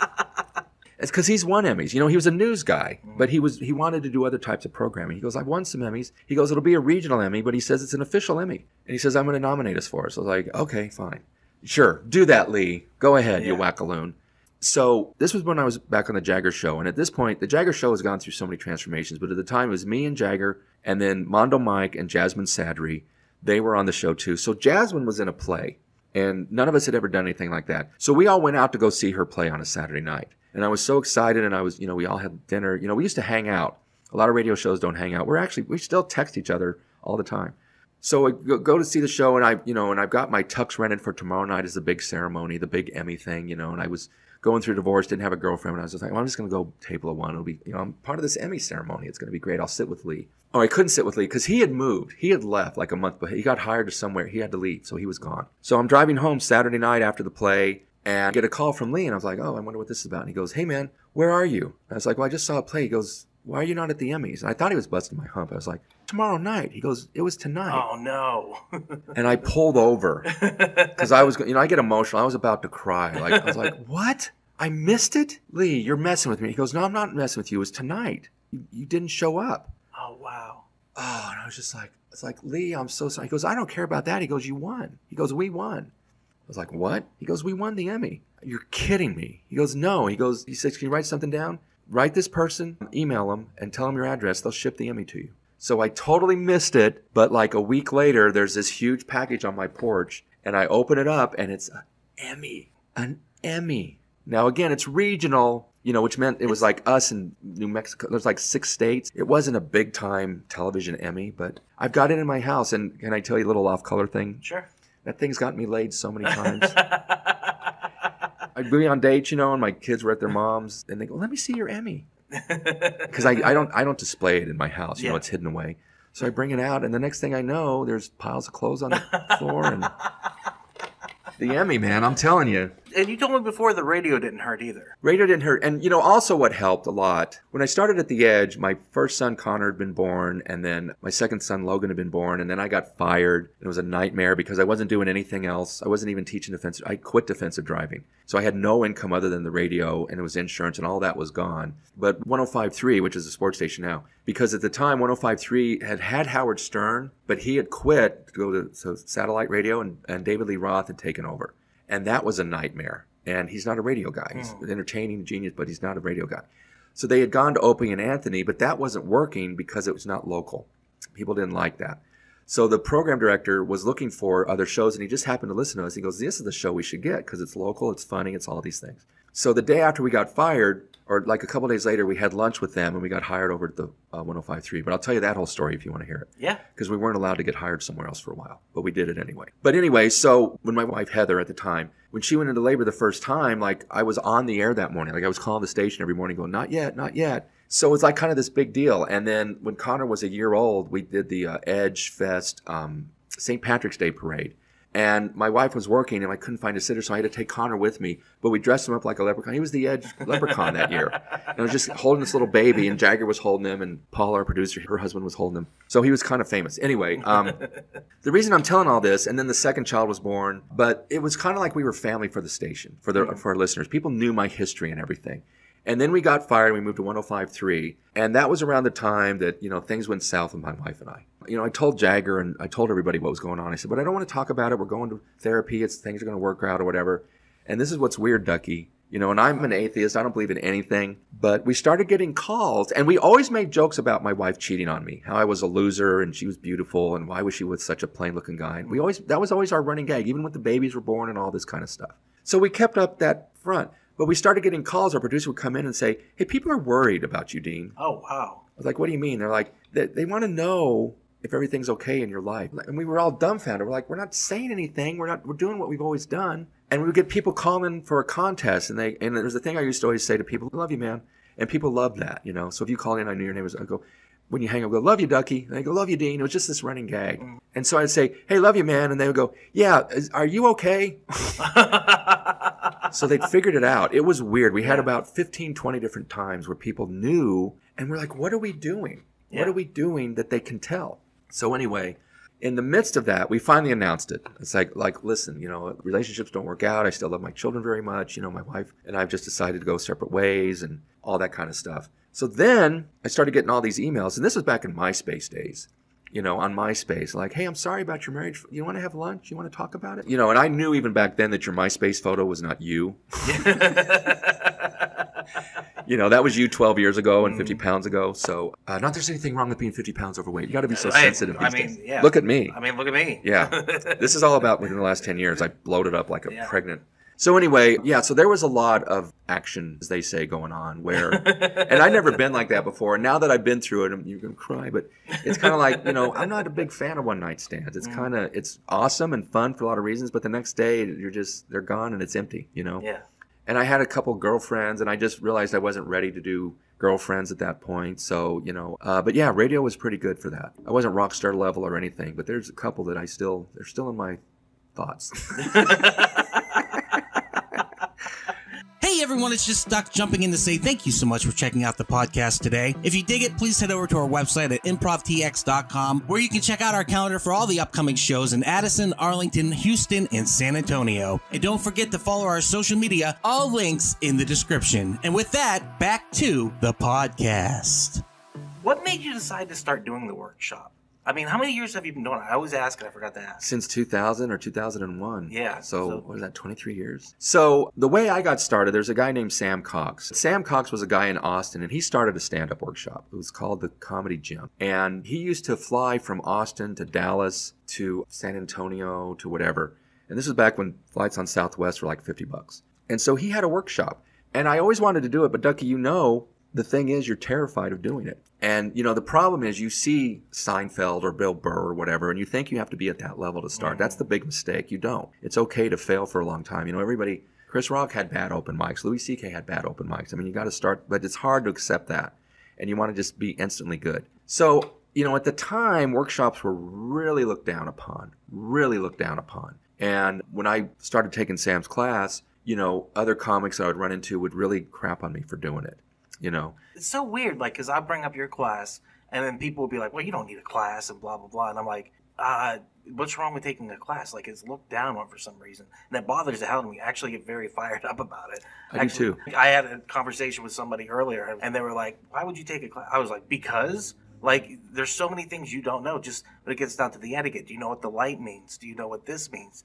Like, when I took your class, when you say you shave 5 to 10 years off, I believe that, because if you do what I say. Yes, Some absolutely. people don't. Like, the biggest thing was you taught for the first 6 months to a year, don't take the microphone out of the stand. Just leave it in the stand. You don't know how to work that microphone. Yeah. And then when you get more comfortable, do that. So I don't pull the microphone out of the stand unless I have to. Unless you have to, because you wander around to the light and you hold the mic too far away and you're playing with the cord and you just look amateurish. Yeah. So yeah. So, but anyhow, you were saying that people were kind of bullying you. Or... Yeah, it was really bad back then. But, it helped me. It was good. It was mostly a writing class. Like my class, I'm not trying to compare, but my classes, I try to teach you much more about performing. There was like little or no performance technique. It was just like write your jokes and recite them on stage. But it was teaching me how to write, and that's where I met Robert Hawkins. And I met some other people, and so it turned out to be really great. So, and I took it like 3 or 4 times. People take my class 3 or 4 times, and I'm like, I get it, because I'm stupid. I've got to hear something 10 times before it sticks. But then that went away, and I started getting work at the Improv and all this other stuff. And so what happened was I was back in the 90s, was going to open mics, and I would see so many people doing bad stuff. And I was just like, but of course they are, because they don't know. No one. And you try to give advice, no one wants to take advice. Everyone's like, I'll figure it out on my own, or you're wrong, or, people in the workshop, I tell them stuff and they argue with me. And I'm like, I don't argue anymore. I'm just like, well, do what you want to do. So there's a comic named Judy Carter, woman named Judy Carter, and she wrote a book. She's written 3 different stand-up books. Another one is, because she's gay, she wrote the Homo Handbook. But she wrote a book called Stand-Up Comedy, the Book. And I got that book, and it was helpful. But anyway, so Sam had put together like this workshop in Houston. And he invited like Gene Parrott, who was a head writer for Bob Hope for years, and he'd written some books on how to do comedy, how to write and sell your sense of humor. So Parrott was there, and he got Judy Carter to come there, and I went down there and everything. So I did my presentation on doing crowd work. And Judy and I just clicked. And she said, hey, do you want to come out to L.A.? I'd love for you to come out to L.A. You need to come out to L.A. You're wasting your time here. She was like a big proponent of me coming out there. And I was, had a job and had a girlfriend and was terrified and blah, blah, blah. She goes, well, I'll tell you what, I'm doing a workshop like this in Big Bear. Big Bear? Is that what it is in California, up in the mountains? I think that's what it is. She said, come out to that and just come and do your presentation and just see what it's like. She was like a big fan of mine, which was great because I love, and she gets slammed for writing a book and people are like, Judy Carter's process doesn't work. And, but look at, Maz Jobrani was a student and all these other people. I mean, I've read it. The Comedy Bible, right? Well, the first one was Stand-Up Comedy, the Book. And then she wrote the Comedy Bible. And then she wrote the New Comedy Bible, which I'll tell you a story about that in a minute, too. She's like, please come out. Why don't you do it? And I was like, well, let me just think about it. I need, I don't remember who I said that. Someone was driving, this is way up in the mountains, and someone was driving me down the mountains to get to the airport. Oh, because we'd seen a lot of celebrities. It's a big celebrity hangout. Like some box, I think Riddick Bowe was up there, and some, like 3 or 4 celebrities were up there. And so we were driving down the mountain. This girl was driving me back, and we were talking about comics. And I said, I love Albert Brooks. She goes, oh, Albert Brooks is great, And she said, so are you going to come out here or not? I know Judy wants you. I said, well, you know what? If I'd seen Albert Brooks in Big Bear, I would come out here. That would be my signal. Jokingly, right? This is so weird. So I get home and I live in an apartment with a girlfriend, Carla, at the time. And I go in the apartment and I start unpacking and I turn on television and there's an Albert Brooks movie on, Defending Your Life. Defending Your Life, which is a story about this guy. His philosophy is when you die, you don't go to heaven or hell right away. You go to a court trial and they review your life to decide whether you need to come back and live life again and learn the lessons or you get to move on. Rip Torn is, I don't know if you know Rip Torn. Rip Torn is his attorney. So there's a scene, as soon as I turn it on, Ducky, and again, I don't believe in this stuff, but every once in a while it happens. There's a scene where his attorney is showing all these accomplishments he's done in his life, Albert Brooks has done in his life. And one of them is he's driving this snowmobile, and he hits a log and falls off of it and falls down and breaks his leg. And he says, so when that happened, what did you do? He says, well, I had to crawl almost 2 miles to get to help. And he goes, well, where did this happen? No. He goes, Big Bear. Oh, my God. That's insane. I got chills. Yeah. I got chills. I got to see Albert Brooks and Big Bear. That's so crazy. So that night when my girlfriend came home, I said, listen, I got this opportunity to go out to L.A. for a month, and I'm going to teach for Judy Carter, and I think I should take it. So I went out and I taught for her, and she taught me how to teach. And I started thinking, this mixed with seeing a lot of bad comics, I'm going to do a workshop, because Judy's very different from what Sam Cox teaches, and I had my own philosophies and all that. So long-winded story. So the first one I taught was on Greenville Avenue. I can't think of the name of the bar right now. But they used to do a lot of live comedy shows, and they let me have the room for like $50. So only 2 people showed up to the class, and then somehow I think Sean heard about it, or someone at the Improv heard about it, or I think I just had the huevos to ask. And I started teaching it at the Improv, and this was on Saturdays when, now they've got magic shows and open mics on Sundays, but they used to not have, they had defensive driving on the weekends, but I don't know, do you ever have to put up the walls that separate the room? No, that was before my time. Yeah, everyone hated that. So we put up the walls, and I would teach the stand-up class in the back room, and then after the Jagger thing, it was something I would teach every once in a while, but then after, being on radio, it was like just full steam ahead. And, this is what I say when someone craps on stand-up classes. I say, listen, I'm not saying my fingerprints are on everything, but every bookable comic in Dallas who's getting all the work are my graduates. Paul Varghese, Megan King, Barry Whitewater, David Jessup, Angela Owen Walker, Kirsty, I never know Hayden, who's running the open mic. I mean, they've all been in my workshop. Now, I'm not saying they're doing exactly what, but there is something going on there. Yes. And I would say that's my calling card. I literally said that to somebody earlier today. I was just like, all the people that work went through Dean's class, and it's insane. So what is it about the class that sets it apart? Like, you told me once, and you said, I'm not bragging, but I think I have the best class in town. Right? I do. And so I actually went and took somebody else's class afterwards, and it did not go well. Really? Yeah, it went terrible. But there was so much in your class that, there's so much information. There's so much that you give. I've considered taking your class again, too. Oh, you should do it, man. Because what it comes down to is, it's like when you read a good book. Like, I've read Slaughterhouse-Five multiple times in my life. I love that book. Every time I read it, something else sticks out to me. And so it's one of those things, though, that you go over everything. Like, everything you think of. Yeah, it's one of the best workshops, one of the best classes I've ever done. Well, can I tell you one more quick story about please. Judy Carter? So, I adore her. And she saved my life during the pandemic because, I was teaching online classes here on Zoom. She has a marketing machine and all this kind of stuff. I mean, and I taught people from Russia and France and Canada, all over the world. I mean, our friend came from Canada. But, she saved my life because she was like, I want you to teach the classes. So she only does 5 classes. And a thing she does that I don't do, but I still explain it, is that she assigns you your topic. The first class, she goes, here's what your jokes are going to be about. And a lot of people, the second class, they all tell me, I don't want to do those things. But the genius of Judy Carter is, I let everybody kind of do what they want to do. My only criteria, you may remember this, is it's got to be something that matters to you, and that's going to show on stage. If you're just trying to be funny, that's a dead end. It's got to be something that's really under your skin, that bothers you, that you hate, whatever. But Judy's thing is, no, you're going to do this one thing, and here's her reasoning. Because she's in L.A., and in L.A., when talent scouts come out to see you and see a 3-minute or a 5-minute set, funny is like the 5th thing they're looking for. They're like, does he look good on television? Is this someone we've never seen before? Is this a type we can use? Oh, wow. Is this someone who seems intelligent? And are they funny? So Judy's thing is, if they come and see you and you cover 8 topics in 5 minutes, they're like, funny, but I don't know what their set's, I don't understand. But if your set is struggling with my weight and you do 3-minute set on that, then they're like, oh, the struggling with the weight guy. Yeah. It's genius. She understands the business. But here, as I say, I was asked this question last night in the class. I'm like, no one's getting discovered in Addison, Texas. There's no talent scouts who are like, let's leave LA and go to Addison, see what's going on there. It just doesn't happen. Or Dallas. But anyway, so from teaching with Judy, she told me, she goes, I'm just done with this. She goes, I've been teaching for 35 years. She's been teaching since the 80s. And she goes, and I want to get into stand-up. And she's got this one-woman show that I saw, which is a mixture of magic, and it talks about her family. It was great. And she wants to do stand-up again. She goes, I'm just not going to do it anymore. I'm just retiring the class. And she goes, if anyone calls and wants to do it, I'm going to send them your way. Like, oh my God, that's great, Judy. And then, it's hard not to get emotional about this. And it may be the LA thing just to say, but I don't think Judy's that way. I think this is sincere. She told me, she said, because she's in her 70s, she goes, when I pass away, I put in my will that you get the book. What? I was like, what do you mean I get the book? She goes, it made $60,000 last year. Just all the profits go to you. She goes, you're the only person I've ever worked with who knows how to teach. Wow. I know. So I hope this doesn't come across as bragging, but it's just, you're asking what's different. I mean, I think a lot of people teaching stand-up classes are not stand-ups, or they're very new to the game. Like I had one student, and then like 6 months later, she was teaching at Stomping Grounds, I think. And I'm not making fun of. It's just, I rarely get a question I don't know the answer to. I rarely am asked something. Again, I'm humble bragging, but I don't think I'm telling you the right thing. And people will argue it. And then I've had people come back 6 months later and go, you were right. I thought you were a jerk. I thought you were an idiot. I thought I knew better. But, so, I think what I have that, I teach, it's the performance. And, I'm really kind of persnickety about people getting the workbook and sharing it with friends and stuff. But Barry Whitewater said something that talked me off the ledge. He goes, even if someone gets the workbook, he says, they're not getting you.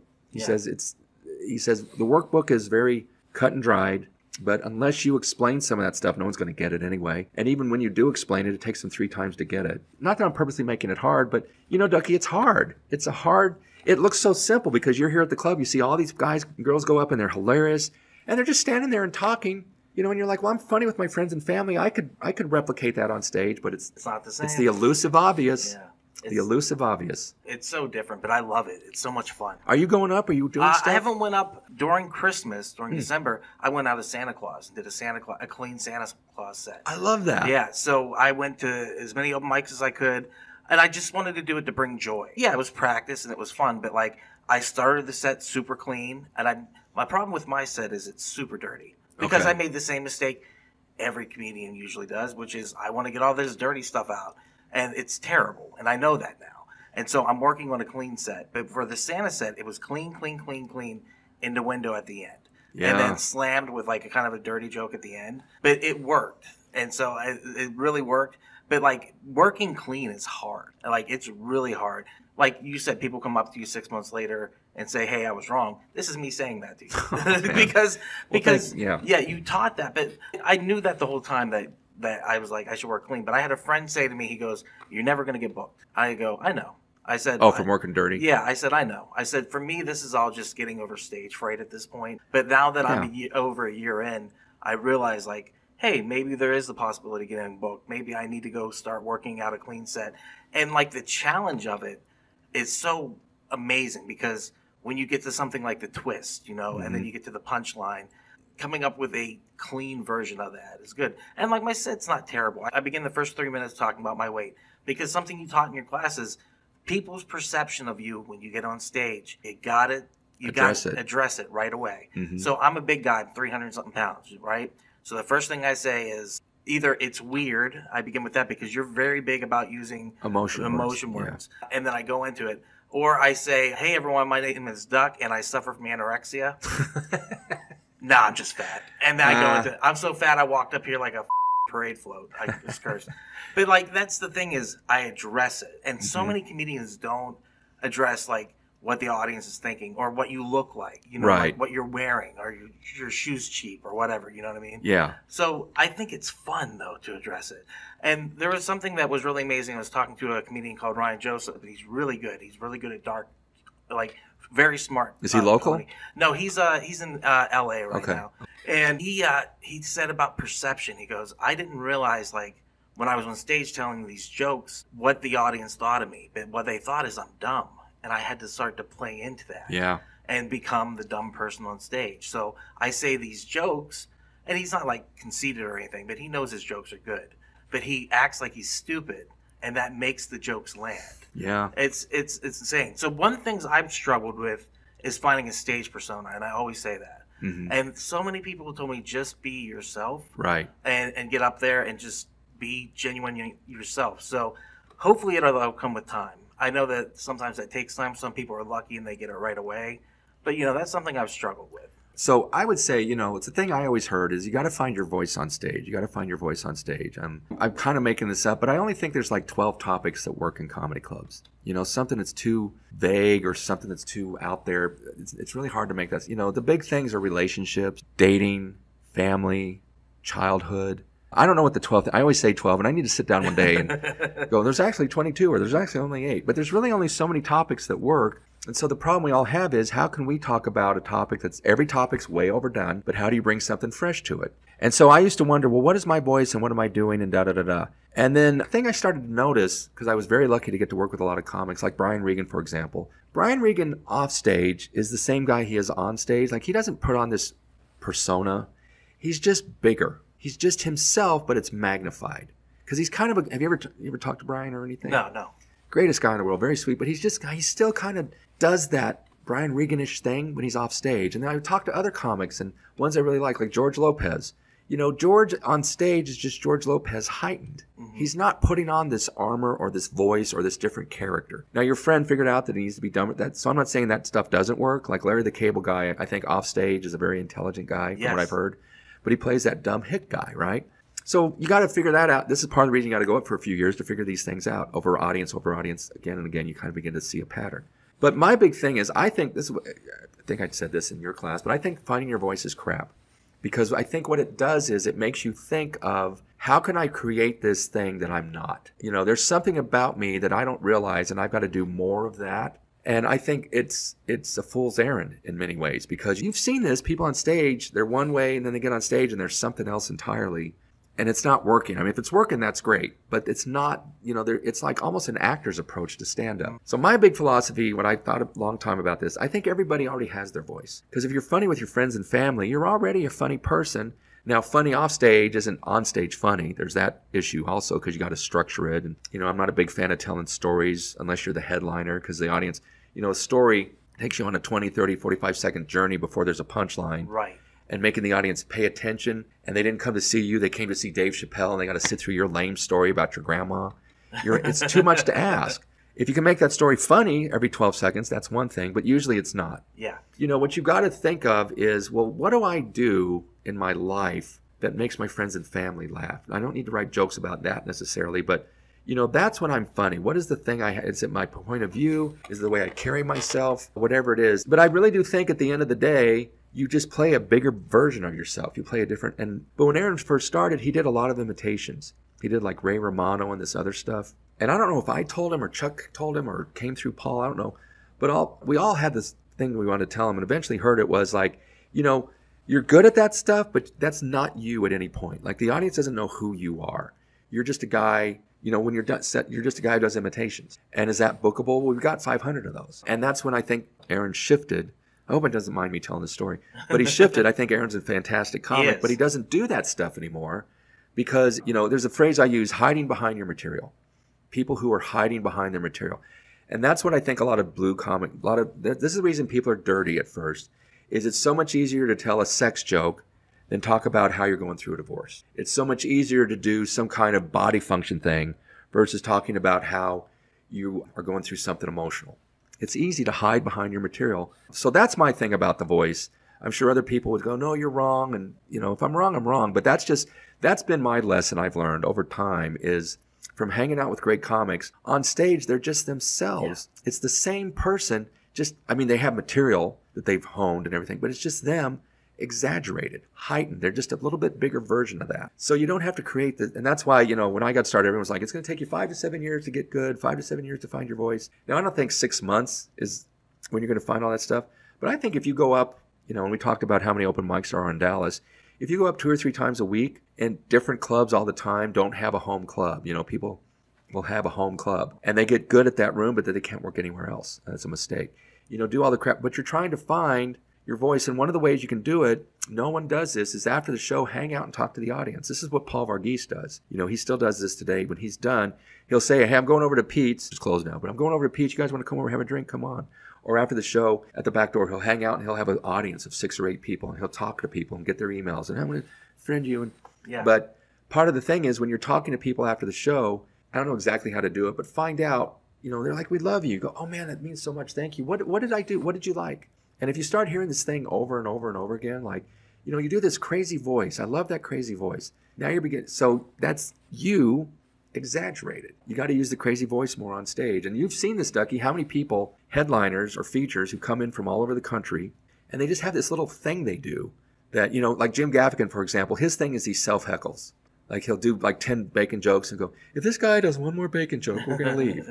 I understand that. Here's another thing about bacon. Yeah, the audience's voice. Yeah, voice of the audience. Yeah. So right. I think that, if you want to do stand-up, you've got to figure out what is it about you that's funny, not this pursuit of a voice. But again, I'm wrong because some people do, like this guy you're talking about, he's figured it out. Oh, I got to be stupid. People love that. So he's playing that. But here's the other thing about a voice. Can you do that for 50 years? Like George Carlin is an example. So when George Carlin started, he was very middle of the road. He was actually part of a comedy team, but he was very middle of the road. And then he started getting into his hippie phase. So he was in his hippie phase and a lot of drug jokes and a lot of this and a lot of that. But then Bill Hicks, who was a great comic, he saw Bill Hicks. This is a famous story. Do you know this story? No. George Carlin saw Bill Hicks and he goes, you know what? I'm not tending to my garden. That was his phrase. He realized Hicks was very personal and was dark. Carlin never told a joke about his family. He was never personal. He was always an observational comic. And he stayed with that. But you can see, I can't think of the name of the special now, but there's one where he's doing his set in a graveyard. The set is a graveyard. And it's dark. And he talks about auto asphyxiation. And he talks about all these really dark topics. And he went really dark for a while. And then towards the end of his life, he kind of became the cranky old man. Yeah. Just complaining about everything. But he evolved, and my point is, that 70s hippie guy, that wouldn't work in the 90s. He would have had a fan base who came to see it, but like Andrew Dice Clay, Megan King, great comic, she worked with him, and she said, yeah, his audience, they expect that, hickory dickory dock, the dirty things, because that's what he's famous for. But I didn't see the set, it's not fair, and she didn't really say this, but I think he's just playing the greatest hits to, I'm trying to think of a band that's like this, he's the Rolling Stone. I don't think anyone is in their 20s at a Rolling Stone concert. It's all 60-year-olds. It totally makes sense. And when you say be yourself, when I podcast, you saw at the beginning, like, hey, everybody, blah, blah, blah, blah, blah. Mm-hmm. It's just an increased version of myself. Just heightened. And yeah, that's all it is. And so that makes perfect sense. I want to ask you, what was this Joe Rogan story? Oh, yeah, the Joe Rogan story. So this was in 2005 or something. And so the Jagger Show, we're on 105.3. And what was great about that is, when we were on the edge, we had to play music. So we only had like 2 or 3 minutes. But on 105.3, it's a talk radio show. So we would go on and on and on about stuff. So Rogan was here at the Improv, and he came by. He came in. This was before the podcast and all that stuff. I think he was still on that reality show. Fear Factor. Fear Factor. So he was famous, and he had hair back then. He was more, I wouldn't mess with the guy, but he was, a thinner, younger version of himself. And he came in, and usually when someone comes in, they do a 10-minute segment, maybe 2 10-minute segments, and then we brush them off and they got to go. He stayed on the entire time. He was like, this is so much fun, I don't want to leave. And he had us all convinced, Ducky, that the moon landing never happened. And I think he since has recanted. He goes, no, it happened. But he had us all, because we would say, well, what about this? He goes, well, what about that? We're like, well, what about this? Well, what about that? And we were like, we never went to the moon. He had us totally convinced. But Mondo Mike, who's on the show, we made this joke a couple times. We joke, we're like, we inspired his podcast. Yeah. Because it became a we were on local radio. But it was like a podcast where we just were talking. He was a fascinating guy, very, very funny. And we had a blast with him. He stayed on the entire show. Yeah. And he even said, I think Trey he goes, cancel the other shows. I just want to do this one. So that was probably the opening, like you said, that was the catalyst right there. Of course it wasn't. But it's fun to make that. It might have been. Because it was all about controversy. And then we bring up other stuff. He goes, what about this? He's a brilliant guy. Yeah. And, people get, politics are so mixed up now. And people tag him as a right-wing comic. I think he's more like just a poke a bear kind of guy. Yes. I think that's what his job is. I think he's probably liberal-minded, maybe. I don't know, but I think he's like more most just people. Yeah. You're neither left nor right. Most people fall in the middle somewhere. Mm-hmm. So that's the way I view it. But they love to go after him for some reason. Well, I think once you come number one, everyone wants to tear you down. Yeah. Everyone wants to do. I mean, wouldn't you love Rogan's numbers? Oh, that would be awesome. That would be awesome. And you see, again, it's the lie of stand-up. You see, well, they're just standing there talking. I could do that. If I could get Elon Musk and the guy who was abducted by aliens and this and that, my show would go through the roof too. Yeah. But he's really a good interviewer. He's really good at that. Yeah, and he's interested in things, and he's passionate. And that's the key thing. And that's why I love doing this podcast. I call it the act out because I heard that. I love that. The act out is the hardest thing for me. And that's one of the things that you teach in your classes. You have to do the act out. So I remember talking about, why are people so fat in Texas? Is it because we're kind of like bass in a pond? We keep getting bigger and bigger. And you said to me, act that out. Like, what does that scene look like? One fish talking to another. And I'm like, I don't know. But you do that in your sets. You always have the act out. You do the voices. You know, if you've done it during this podcast, you do the characters, and then you always accentuate with the act out. And so for me, and I think a lot of people struggle with that. And that's the one thing I notice, the comics that are good in DFW, they all do the act out. They all do the act out. Well, I'll share this with you. So this is the thing I took from Judy Carter. One of the biggest problems is everyone has really long setups, and it's like a story, you know, like my brother's car broke down, you know, and the mechanic was a jerk. And, you know, it's a weird thing when you're trying to buy a new car. So you got 3 ideas and then you have a punchline. The idea is like, I don't understand what the target is. I don't understand. It's gotta I agree with you. And I've argued this with people. Like, they're like, well, you can have a 45-second setup. I was like, no, stop. Like, unless you're doing a punchline at the end of every, like you said, 12 seconds, 10 seconds, you're not Dave Chappelle. Dave Chappelle has mastered the storytelling because he gets you to laugh in between and you don't even realize it. Exactly. And I've argued this with people, and I get very angry about it because I'm like, you're insane. Like, how are you going to keep somebody's attention for 45 seconds? And Dave Chappelle, the audience will give him 3 minutes without being funny because they're thrilled to be in the room with Dave Chappelle. Yeah. You are doing, I always make the joke, a set at a burned out Long John Silver's in Mesquite, Texas, in front of 4 people. 3 of them can't speak English. It's not, It's not happening. So this is the thing, and I think I taught this in your class when you took it too, but for everyone listening, get out your pens and pencils. So for a setup, you know, here's the ingredients of a good setup. Emotion, topic, act out.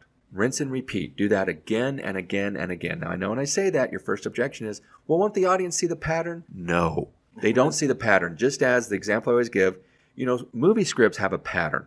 There's a structure to a movie script. And one of the structures is at 20 minutes in, that's when the hero gets the call to adventure. That's when the thing happens where they decide to change their life, right? So if you look at A New Hope, Star Wars, I always use that example. Luke Skywalker got these new droids, but he's still a farm boy. He's still stuck at the farm. And he meets Obi-Wan Kenobi, and Obi-Wan gives him the lightsaber. And Obi-Wan, you know, is like, you should leave this. He goes, I can't, my life, I got to get home. And then when he gets home, and Uncle Owen and Aunt Beru have been burned to death by the stormtroopers, right? And then he says, well, I guess I'll go to Mos Eisley with you. There's nothing left for me here. It's in 20 minutes. Roughly. There's a structure there, right? So there's a structure for stand-up, and a lot of people, but I tell my stories to my friends and family. I just want to tell my stories on stage. Go and do that. That's fine. I'm not going to fight you on that. I'm just going to tell you, you're never going to get work at the Improv. You're never going to get work on the road. But so-and-so tells stories because they're famous, and the audience, and they tell a story after 20 minutes of crushing the audience, you know? So you got to put it in emotion, and so emotion words, I'm teaching the class right now. So there's 8 emotion words. They're all negative. Why are they negative? The reason they're negative is you've got to have conflict in your story. There has to be something wrong. A lot of people get on stage and go, you know, I really love my wife and she's great and she's everything I wanted, you know, but there's one little tiny thing she does that kind of drives me a little crazy. I'm like, dude, so everyone write this down. Soft emotions result in soft laughs. You've got to be mean. You've got to hit the target. You've got to say what's wrong with it. I'm not saying you got to be a jerk. Again, Brian Regan, look at him. He's very gentle about everything, but he's still, you can tell underneath Brian is a seething psychopath. You know, he's pissed off about this stuff. So I'm just going to give you 4 emotion words to use. They're hard, weird, scary, stupid. Just use those 4. There's actually 8, but I'm not going to confuse things. You need to take the workshop. You'll find the other 4 out. Absolutely. So you have a problem, you know, you have a problem. So let's use you, Ducky. So your weight. So example, when you go to the doctor, what's the thing about your weight? Have you gone to the doctor about your weight? Well, what's the thing the doctor does that bothers you? They point it out immediately. Right. And one of my jokes begins with, it's weird because emotion. I went to the doctor the other day and she said I was fat. Right. But she said I look good for being fat, which kind of dampened the blow. Okay. So you see what I'm saying? So I use that it's weird and I state the thing like you taught. Yeah, that's perfect. Now, here's the other thing. So an act out. What is an act out? So an act out is, there's a couple different ways to look at it. And every joke, if you use an emotion word, you're always doing an act out because you have to act out the emotion word. In other words, you have to say it with conviction. You can't say, you know, I really hate driving in Dallas. If you say it like that, the audience thinks, well, it doesn't sound like you hate it. Why are you saying you hate it? You sound indifferent about it. But if you say, I hate driving in Dallas. Dallas traffic is the worst. I hate it. Now you're acting out the emotion. So that's one act out. But the other act out is, who is the person or the thing you're talking about? Act that thing out. Now, as a little side note, your act outs don't have to be amazing. No one knows what your doctor sounds like. No one knows what your mom sounds like. No one knows what anyone sounds like. And act outs are not just a change in voice, but it could be a change in the way you stand on stage. So for this joke, Ducky, you could do, when you're talking to the doctor, you're looking to your left. When the doctor's talking, she's looking to her right, right? But you're still explaining it. And so what I would pitch, so now here's the workshop. What I would pitch is get to the act out as soon as you possibly can. Now you're doing that by doing the emotion word, but also act out the other person, okay? So I hate going to my doctor because as soon as immediately, wow, Ducky, you've kind of put on a few pounds. I mean, you look good. You seem healthy, but wow, you're tipping the scales, honey. Get to the act out immediately. Because, so here's the reason why. I'm not criticizing, but the way you said it before, you're kind of telling us what happened. Yeah. But when you act it out, you paint a picture. And the audience loves that you're doing something. The big mistake is everyone thinks the act out has to be funny. Sometimes it is, and if it's funny, then we'll take that. If you didn't write it to be funny, but it still gets a laugh, then that's great. You know, one of my favorite things at the showcase is someone who's never been on stage. They'll do an act out and the audience laughs and they actually say to the audience, that's not the funny part. I'm like, dude, yes it is. If they think it's funny, it's the funny part. It may not be a well-structured joke. But anyway, so you take a problem. Now you could say, here's how a lot of people would do it. You know, I'm 50 pounds overweight and it's because of COVID and I'm really struggling with it. And I got winded the other day going up the stairs. So I figured I really got to go to the doctor. So I finally go to the doctor. And when I get there, it really kind of bothers me that she immediately starts talking about how fat I am. How many topics are in there? Yeah. COVID and going upstairs and gaining weight. And all. It's just, I hate going to my doctor because she immediately brings up my weight. Well, hey there, Dustin. I'm sorry, Dustin. Ducky. Hey there, Ducky. Dustin's my middle name. So okay, very good. I knew that. I'm also a psychic. Hey, honey, you're really kind of big. You're really kind of overweight, you know. So get to it right away because that's the first thing. What's the first thing I always say? Stand up is a performance art. It's all about your performance. It's not standing there and talking. You know, everyone thinks, well, I'm just going to recite my jokes. You can tell these people. And you're like, that's a well-written idea, but anyone could do that because you're just a robot. You're just regurgitating words. How do you feel about it? What's the act out? How are you performing it? Do something. Then the second thing, that's all the first thing. The second thing I'll tell you is the punchline. How do we figure out the punchline? So there's many structures, but one of the simplest ones is the assumption joke. And what you do is, if you want to write an assumption joke, once you have the setup, don't worry about the assumption joke till after you write the setup. Don't worry about any punchline till after you write the setup. Do the setup first. That's the foundation of your house. Then the walls are the jokes. You got to have a foundation before you build the walls. If you think of something funny, then screw what I just said. But overall, this is the process. I've got a problem. I'm going to narrow it down to one thing, and now my punchline. So you write down the setup. You know, I hate when I go to the doctor and she immediately brings up my weight, and then do the act out. Now, you write down these questions. Who, what, where, when, why, and how. Basic questions if you ever take a writing class, you know. And then you want to try, you can't always do this, but you want to try and come up with at least 2 answers for each of those questions. So who is involved in this? So it's you and it's the doctor. Okay, there's your 2 who's. Where? This happens at the doctor's office. It happens at a hospital. When? This happened recently and it happened at my appointment. Why? Because I am 50 pounds overweight and because it's the doctor's job. So you figure out all these logical things, right? Now with those, you're now going to look at, so what you're doing is you're figuring out the assumptions people would make when they hear that piece of information. I went to the doctor, she mentioned my weight right away, you do an act out. So they're assuming a lot of different things, right? One of the things they're assuming is it happened at a doctor's office. So now once you have those logical answers, you now look at those, but most modern American comedy is based on incongruity. The reason I say that is England's a little bit different, but it's based on incongruity. 2 things that don't go together makes people laugh. 2 unlike things mixed somehow. So you start thinking of the opposite of all the things you listed. So one of the things you listed was in her office. And you think, well, what's the opposite or what's another, where should this never happen? So now the joke becomes, I hate visiting my doctor because she immediately like, you know, Ducky, you're really like 50 pounds overweight. I really need to do something about that. It's really, really bad. And the thing I hate is she had to say that at Walmart. It's an assumption that it happened at the doctor. It's a simple joke, right? Or, you know, when did it happen? It happened at a doctor's appointment. So you think, well, what's the opposite of the doctor's appointment? So that's like a serious thing. What's a fun thing? What's a frivolous thing? What's something wacky? So the joke could be, you know, I hate going to my doctor because she always immediately brings up, or I hate when I see my doctor because she immediately brings up my weight. You know, you're a little overweight. We need to do something about 50 pounds overweight. It's very bad for you. Why do you always tell me this after sex? Switch it, right? Yeah. Now, that may not be what happened, but the point is the setup, not the punchline. Right. Okay. So there you go, everybody. There's a free lesson. And that's what the workshop is. That's what the workshop is. It's so much information. One of the things I always ask comedians is, what advice do you have for any upcoming comedian? Mm-hmm. You have all the advice. Right, in the workshop. You've got to take the workshop. Like, you've got to go and take the class. And like I said, people who are kind of poo-pooing the class, I fight them. I get very passionate about it because I went through the class and I feel like it taught me so much, and it gave me the courage to get on stage. Good. And one of the things that you do in the class, I believe in person, is you let people get on stage, right? And play with the microphone, have the lights in their face and all that stuff, right? Yeah. I mean, I'm so grateful, because I used to teach here at the Improv, and then whatever happened, I couldn't teach here for a long time. And now Tom, the owner, so why don't you teach it on Monday night? And I didn't know if Monday nights were going to be great, but they let me have Monday nights. And then I'm squeezing one in Sunday mornings from 10:30 to 2, because at 3 is the open mic here. So I've got 2 classes coming up. The Sunday class is about halfway done, but the other one's wrapping up soon. But my point is, I was teaching it at a place called Mediatek, which is a film school, which is great, but there's no lighting, there's no mic, there's no stage. But here, last night I had 8 people, and it was just like this. We had the lights, the mic live, and people are performing. And so it's going to be so much better, because when they, like the Mediatek people, when they would come on stage, it's the first time they'd ever been on the Improv stage. It's so intimidating. But now everyone's been running through their sets again and again and again and again. And so this is more homish. That was another thing that helped me, is I used to teach defensive driving here, and this stage became my home. Got so comfortable with it. So, and there's an awful joke I do about it. But it's true that I met my ex-wife when I was teaching defensive driving, and she was in the class for going 97 miles an hour, which is really fast for a broom.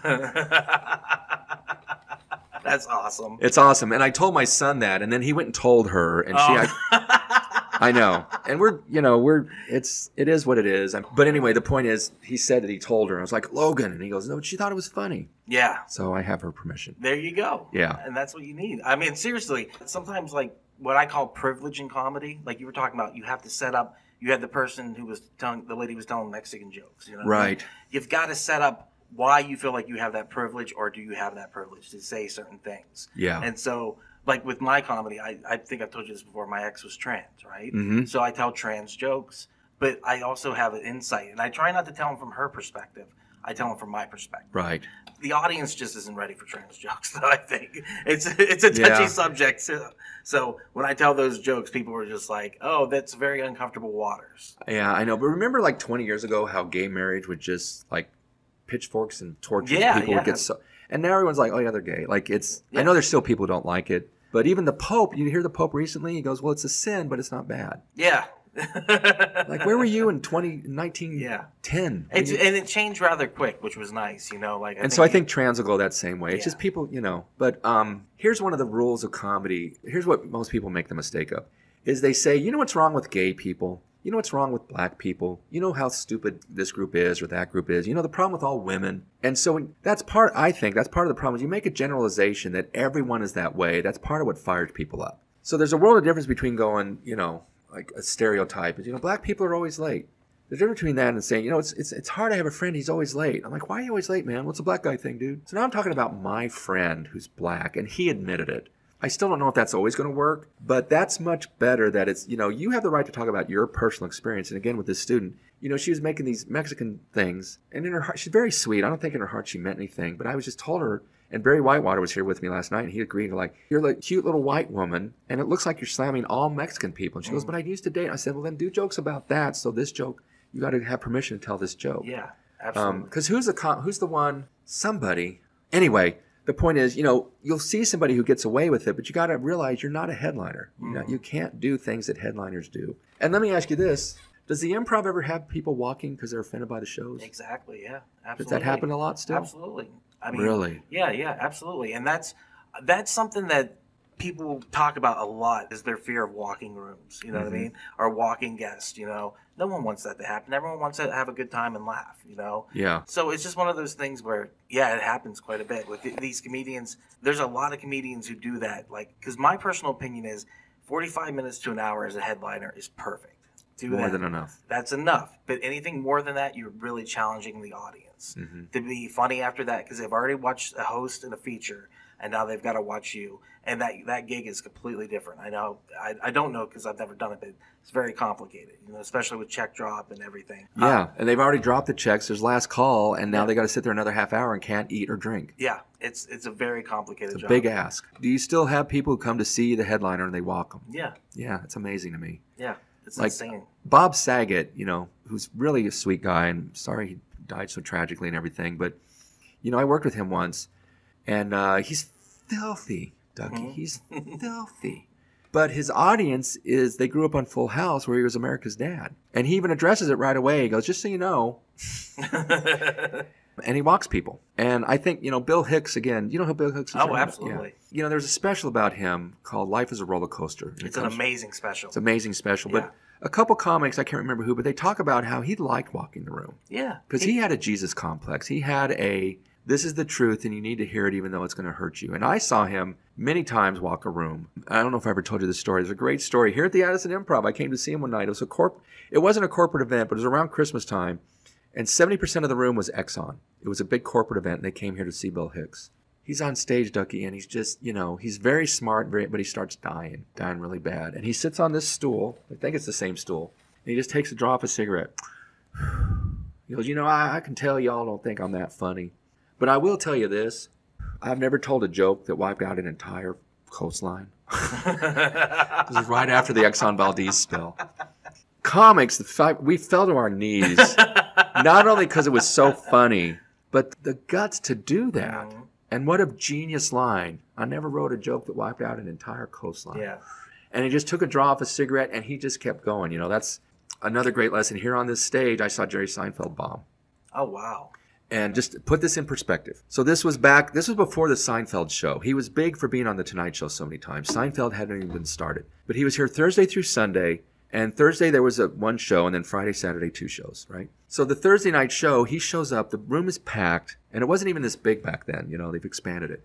But it was a sold-out show, and there was about 40 or 60 people who just came to hope to get tickets. And the press was here, local television stations, and it was electrifying. He walked on stage, it was an amazing thing to see. So they came to him and said, listen, there's like 60 people who want to see a show. Do you want to do another show?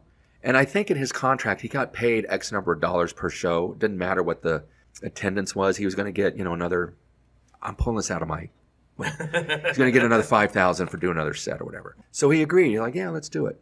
So these 80 people, so you got to keep in mind, it's Thursday night late. I think the show started, by the time he got on stage, it was 11, right? These people had to beg to get in. The staff was grumpy because they had to stay for an extra show. You know how that gets. Absolutely. The service wasn't fantastic. Not that the staff isn't fantastic, but, it was just a surprise to everybody. And the opener didn't do well. I think it was just an opener and then him, I think. The opener didn't do that well. And then he gets on stage and everyone was like, yay, like they're tired. But there's a reason I'm telling this story. He still did 45 minutes. And after about 6 minutes, the thrill of being in the room with him was gone. And it just was crickets, quiet. Oh, no. He didn't sweat. He did his set. He didn't rush. He still committed to every bit. Like that audience, I was in the back almost crying because I was like, of course, this is what you do. Versus what do we see? Someone goes up, they start bombing, they start to blame the audience, they start going blue, they don't do their time, and on and on and on.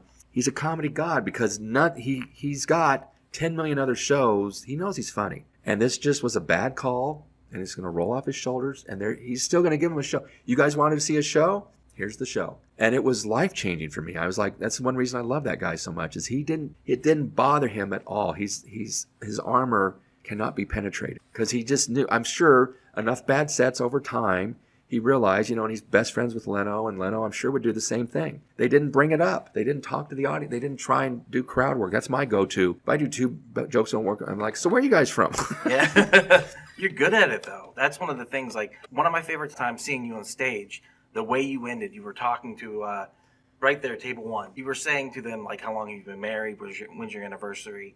And she knew, he didn't know. Right. And, like, you go, well, when's the date or something like that? And he said March 6th. She goes, 7.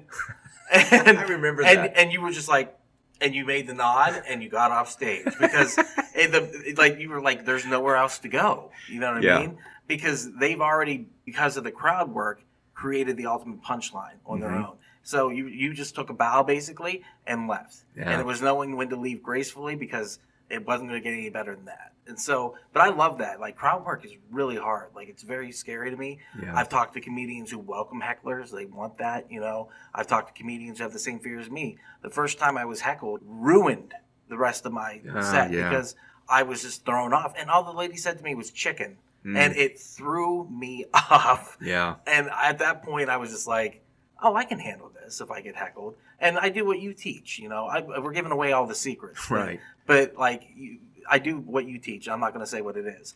And it works. Yeah, Yeah, it works. It works. So I guess what I'm saying is take the workshop. You've got to come out and do it. Yeah, Dean, thank you so much. Like, this wasn't the traditional podcast that I usually do, but like, I love your stories. Okay. I love listening to you, and your advice is so good. And like we keep saying, like, you got to come out and do the thing. The next one is February 27th. Right? Yeah, it's Monday nights from 6 to 9:30. Yeah. We may run a few minutes over, but it's for 6 weeks. And then when you're done, you'll do a showcase here at the Improv, usually on a Tuesday or Wednesday night.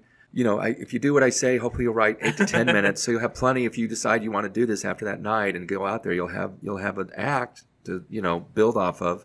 And again, my calling card is, well, Paul Varghese and Ducky. You know, people who cook it. I'm not even close. Well, I'll also say, you know, the Improv wouldn't let me teach here unless they believed in it, you know. Yes. And the promo video I put out is the manager saying, hey, you know, come see the class. So enough promotion. DeanLewis@AOL.com. There you go. There you go. Simple enough. I have another one, but I know AOL is so old, but it still works. DeanLewis@AOL.com. Easy to remember. Let me know, and I'll tell you the pricing. And, you know, you also get the workbook, and I also do a private with you. You'll get an hour session with me, and where we can talk just about your stuff, and the showcase. It's worth it. It's fun. Even if you decide I always want to try it. I think it's a great way to just try it. And so many people are afraid to dip their toe into that. So many people are afraid to take the first 2 steps up to the stage. You're going to teach them how to do that. And my biggest fear was being up here. Yeah. And once I got up here and the lights were so bright and I was fine, I was like, why was I scared? Like, this is cake. Like, just do it, you know? I do want to ask before we go. Do you ever get nervous? Or is still to this day. Do you really? Yeah, still to this day, especially if I'm getting paid a lot. Because, you know, you're that audience's night. You're their corporate thing. You're their thing. And, you know, it's also, I think you represent the club and all that other kind of stuff. But not like I used to. The shaking microphone is long gone. But then once I get the first laugh, it all goes away. You know, usually once in a while it doesn't go exactly the way I want it. Like I just did this show a week ago at a place, the Hub in Allen. And it's just not a room for stand-up because it's like a 10,000 square foot area. Half the people are there to see the comedy show, and the other half are watching sports and drinking. Yeah. And a dog was barking during someone's set because they can bring families. And yeah, it was a long 25 minutes I had to do. And they set the audience too far back. But the guy putting it together, Lindell, he's great. He really wants to do it. It's not the best venue. So what I'm saying is there's still bad set, but it's just like, I was like, okay, it's just, you know, this is situation 13-4. Yeah. Here we go. That's why you got to get we got to get you up more, man. You got to get up there. Yeah. I know you got a bunch going on, but it'll be awesome. Get up and out, and you know, after you're done it for a while, you look back on it, you're like, I'm so glad I decided to drive in that rainy weather. I'm so glad I went up in that crappy room. I'm so glad because you just it's not a sprint, it's a marathon. And you're funny, man. I want to see you get up there. Oh, well, we'll see. Okay. No, okay. I'll get up. All right, Dean, thank you so much. Thank you, man. Thanks for everyone listening to my ramblings. I love everybody. No, it was awesome. It was awesome. With that said, support local comedy in any way, shape, or form that you can, and we will see you on the next one. And there it is. Hey, everyone. Thank you so much for listening to the podcast today. If you enjoyed it, please head over to improvtx.com to check out all our upcoming shows at the Addison, Arlington, Houston, and San Antonio clubs. If you like this podcast, you might enjoy the other podcasts on the Improv TX Comedy Network. We have The Act Out. From open mics to the big stage, comedians tell us the story they've made, where I talk to comedians from all over and chat about their journey this far. Also, check out the Black Dog Retro Arcade podcast. Straight from the arcade, we talk about how our favorite games were made. That's right, we're talking all that video game goodness. And finally, we have Quacking Up, a storytelling podcast where we pick suggestions from a hat and tell stories based upon them. Once again, thank you so much for listening. Please check out our social media, all links in the description. And with that, we'll see you on the next one.